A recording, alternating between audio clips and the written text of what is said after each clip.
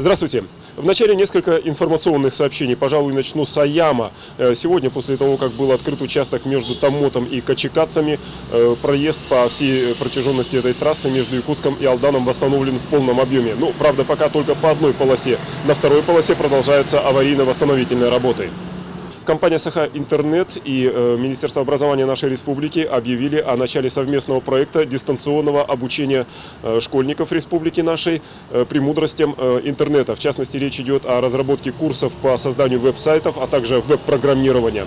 Кроме того, в рамках этого проекта предполагается проведение различных олимпиад и конкурсов. Ну а по окончании курсов все школьники будут получать сертификаты.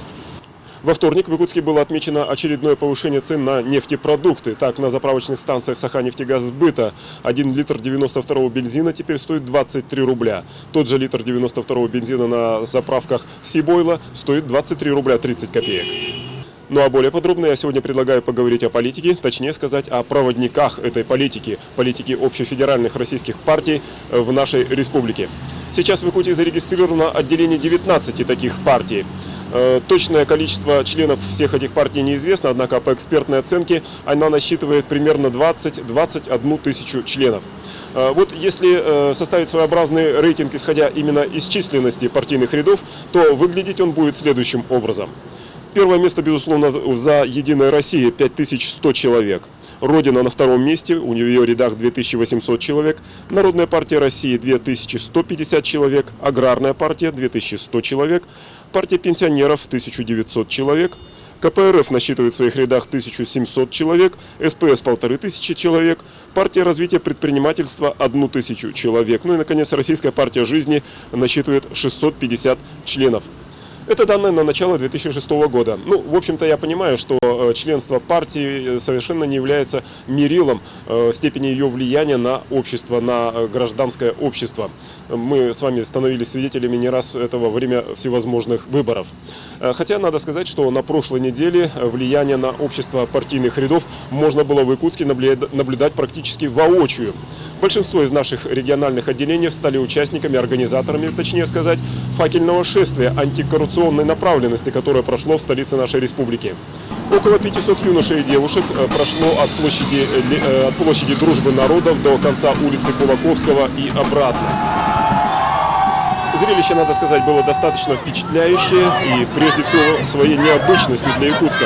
Ну, согласитесь, партийная жизнь для большинства из нас это все-таки все равно, что параллельные миры. Она вроде бы как есть, но ее не видно и не слышно. Ну а между тем, не без влияния федерального центра, политическая жизнь в регионах развивается и крепнет. Именно такой вывод можно было сделать, в частности, и из визита на прошлой неделе в столицу нашей республики главы Центра избиркома Российской Федерации Александра Вишнякова. Он посвятил 1,5 часа своего времени встрече, беседе, точнее сказать, с руководителями местных региональных отделений общероссийских политических партий. И одна из тем этой беседы о том, насколько серьезное внимание, насколько серьезное значение отдает федеральный центр региональным отделениям, прежде всего исходя из нового федерального избирательного закона. И в этом законе, в законе новой редакции выборов депутатов Госдумы, даются определенные преференции для региональных отделений политических партий. Вы теперь имеете право, можно сказать так, участвовать активно в финансировании избирательной кампании на выборах депутатов Госдумы, потому что вы можете открывать для той региональной части списка на базе региональных отделений партий избирательный счет, избирательный фонд соответствующий, накапливать его помимо федерального центра, что совершенно логично и объяснимо, потому что нельзя же в огромной России все финансирование вести через одну централизацию, московскую в данном случае. И мы доказали это, убедили партии, что нужно укреплять региональные отделения, в том числе через такие процедуры. В том числе вы получили право формировать список кандидатов федерального масштаба, в том числе рассматривать инициативы, о которых сегодня в частности говорила депутат парламента Корнилова, но она просто, может быть, не учла то обстоятельство, что к вам могут обращаться и беспартийные граждане на предмет того, чтобы вы включили их в свой список, идущий на выборы, как в данном случае на федеральном уровне, так и на региональном уровне. И я полагаю, что может быть, многие беспартийные граждане, которые согласятся быть выдвинутыми по тому или иному партийному списку, вполне этого заслуживают. Потому что есть прямой смысл включать таких граждан в связи с тем, что если они авторитетны и принесут голоса партии, то партия должна бороться за это. Потому что если не будет поддержки, не будет этих голосов, то не будет шансов быть пройденным в парламент Российской Федерации. И смысл как раз таких решений был направлен на то, чтобы действительно приблизить наших кандидатов, идущих по партийным спискам к регионам России, поставить их в зависимость от поддержки в регионах Российской Федерации. Это очень важно и принципиально. Вообще говоря, я сожалею, что не получило поддержки наше предложение, кстати, поддержано президентом Российской Федерации, о том, что если кандидат из первой тройки федерального списка, первый в региональной части списка, отказывается от мандата в случае получения партии этих депутатских мест, без всяких вынуждающих обстоятельств, то тогда надо нести за это ответственность. И партии в целом этому кандидату. И эта ответственность была предложена в форме следующей. Вы тогда этого депутатского мандата, партия, лишаетесь, он распределяется среди других политических партий. Это было принято в первом чтении, как вы знаете, но в последующем это было изъято. Я, например, считаю, что такого рода процедура должна быть. Она может иметь право на то, чтобы она была в законных субъектах Российской Федерации, то есть возвращаясь к законодательным субъектам Российской Федерации. И если система так называемых рекламных кандидатов будет очень широко применяться, я не исключаю, что по этому поводу будут серьезные нарекания, в том числе обращения в Конституционный суд Российской Федерации. Поэтому злоупотреблять такими возможностями, которые сегодня законодатель предусматривает, надо очень продуманно и не привести к тому, чтобы таким образом дискредитировать вообще пропорциональную систему выборов Российской Федерации. Монолог главы Центра избиркома России был кратким, надо сказать, после чего началась беседа. Представители партии смогли задать самые разные вопросы, и при ответе на них, между прочим, раскрылась, я бы так сказал, и человеческая сущность руководителя Центра избиркома нашей страны. Ну, в самом деле, наше представление о главе Центра избиркома Александре Вишнякове складывается по большей части из публикаций в средствах массовой информации, а там он нередко рисуется, ну, своего рода, что ли, терминатором политических каких-то партий, либо отдельных политических деятелей в регионе, которые не угодны по какой-то причине Кремлю. И вот именно в таком вот виде его нам преподают. А иногда даже встречается публикация о том, что Александр Вишняков виртуозно владеет, так сказать, методикой подгонки, что ли, своего рода результатов региональных выборов под нужные стандарты, которые применимы в кремлевской, опять-таки, администрации. На самом деле, вот в ходе этой встречи выявилось то, что вот я уже как бы сказал, человеческая сущность Александра Вишнякова. Дело в том, что он наиболее активно, я бы даже сказал, азартно отвечал на один из вопросов, касающихся электронных технологий, применимых в избирательном процессе. Он с воодушевлением рассказывал о выборах, которые через примерно 2 недели пройдут в одном из российских регионов, где на 5 избирательных участках будут представлены электронные бюллетени. Это когда в кабинке избиратели будут видеть не бумажные листы избирательных бюллетеней, а экраны компьютеров, на которых как раз этот бюллетень будет представлен, и нажатием пальца против какой-то из кандидатур, и будет, собственно говоря, происходить голосование. Это на 5 избирательных участках этого города, а на всех остальных будут применяться электронные избирательные ящики для голосования. То есть обычный бумажный бюллетень будет в него опускаться, и при этом специальное считывающее устройство будет мгновенно собирать информацию, которая содержится на этом бюллетене, передавать ее в компьютер.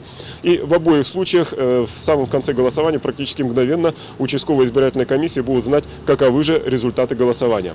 Ну, нам такие вот электронные технологии, так сказать, пока еще не грозят, по крайней мере на выборах депутатов Госсобрания нашей республики, а они намечены, ну, предполагается, вернее, провести эти выборы весной 2008 года, пока вот эти технологии нам не грозят. Но между тем, сами выборы уже не за горами, и политические партии вовсю к ним готовятся. И, в общем-то, интересен даже, ну, хотя бы на таком дальнем подступе прогноз того, чем они могут закончиться и как они могут проходить. Сколько вообще партий у нас, вот если бы выборы проходили сегодня, смогло пройти в Госсобрание, как вы думаете? В Госсобрании здесь могли бы пройти 3-4 партии. Вы рискнете назвать, какие именно? Я могу рискнуть назвать, что это, конечно, будет Единая Россия, КПРФ. Я думаю, что еще две партии пройдут. Союз правых сил и Родина. Но Родина ведь в связке идет сейчас, или, по крайней мере, готовится. Но даже если без связки или в связке, я думаю, что они должны пройти. В нашем парламенте должно быть не меньше 3-4 партий.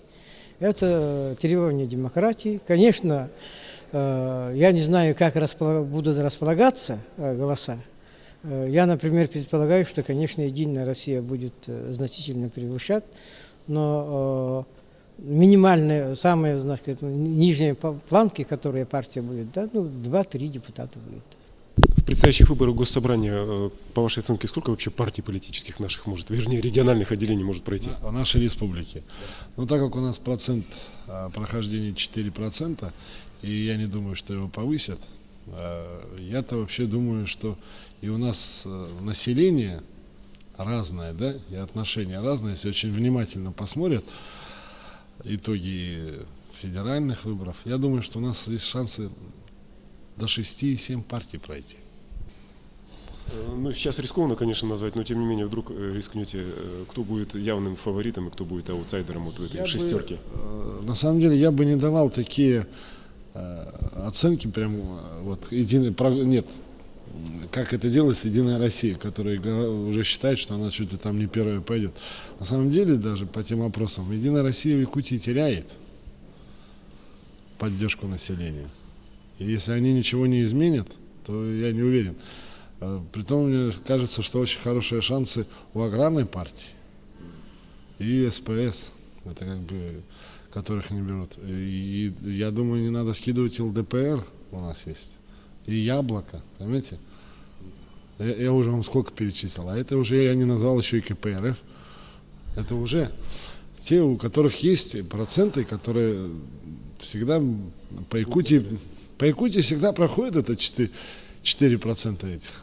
Вот эти все партии, они проходят. И я думаю, что и мы еще, может быть, поборемся. Хотя, на самом деле, я не знаю.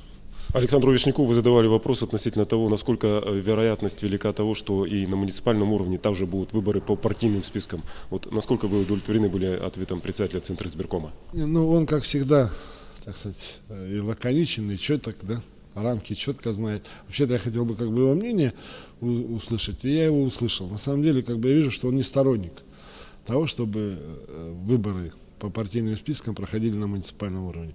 Там все-таки люди должны выбирать личности, людей, которые живут, которые будут решать проблемы там, где они живут. Не то что хозяйственников, а людей, переживающих за свое место, несмотря на в какой он партии, к какой идеологии он относится, да, какой у него взгляд на жизнь, какие принципы жизненные, а именно человек, который переживает за своих земляков, с которыми он живет. Поэтому я думаю, что не надо на муниципальном уровне вводить в партийные списки. А Госсобрание может наше, вот в нынешнем составе, скажем, принять такое решение? Именно о партийных выборах на муниципальном уровне? К сожалению, да.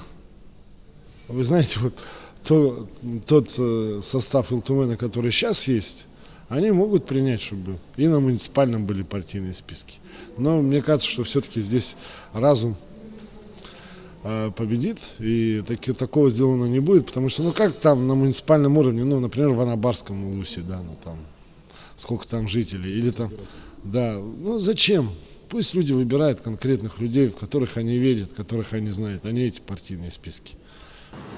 Ну что ж, вот такой вот прогноз на дальних, я бы так сказал, подступах к выборам в Илтумен. Ну, в общем-то, эта тема, эта проблема во многом уже определяет политический сегодняшний день многих региональных отделений общероссийских политических партий. Ну, по крайней мере, для тех из них, кому не безразлично их политическое будущее. На сегодня все. До свидания.